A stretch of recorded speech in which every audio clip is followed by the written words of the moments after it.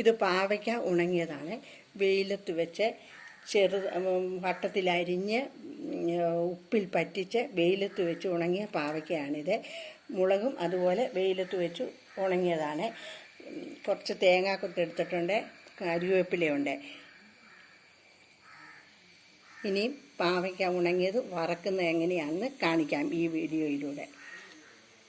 Pan വെച്ച് എണ്ണ ചൂടായിക്കൊണ്ടിരിക്കുകയാണ്. ഇതിലേക്ക് കൊത്തി അരിഞ്ഞു വെച്ചിരിക്കുന്ന തേങ്ങാക്കൊത്ത് ഇടുകയാണ്.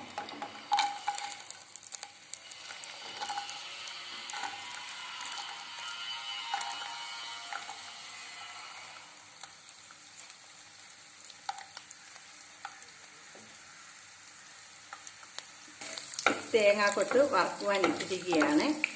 അത് മൊരിഞ്ഞു വരുമ്പോൾ കോരിയെടുക്കണം. ഇപ്പോൾ നമ്മുടെ തേങ്ങാക്കൊത്ത് മൂത്ത് അത് കോരിയെടുക്കുവാണ്.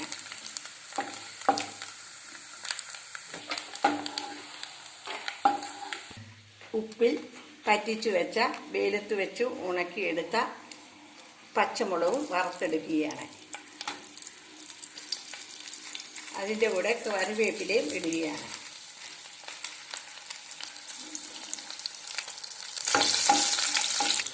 നമ്മുടെ മുളക് ഉപ്പിൽ പറ്റിച്ച് വെയിലത്ത് വെച്ച് ഉണക്കിയത് അതും വറുത്തെടുത്തു.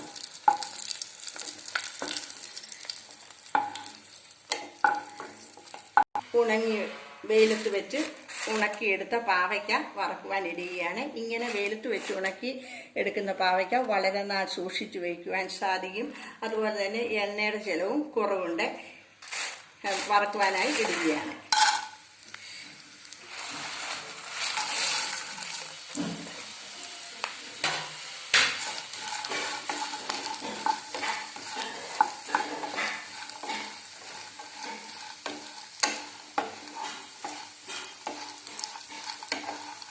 ഇപ്പോൾ പാവയ്ക്ക തന്നെ വറുത്തെടുത്തു. ഇനിയും അതിൻ്റെ കൂടെ തേങ്ങ കുത്ത് വറുത്തതും മുളക് വറ്റിച്ചത് വറുത്തതും കറിവേപ്പിലയും ചേർക്കുകയാണ്. വളരെ രുചികരമായ ഒരു പാവയ്ക്ക വറുത്ത കറിയാണിത്.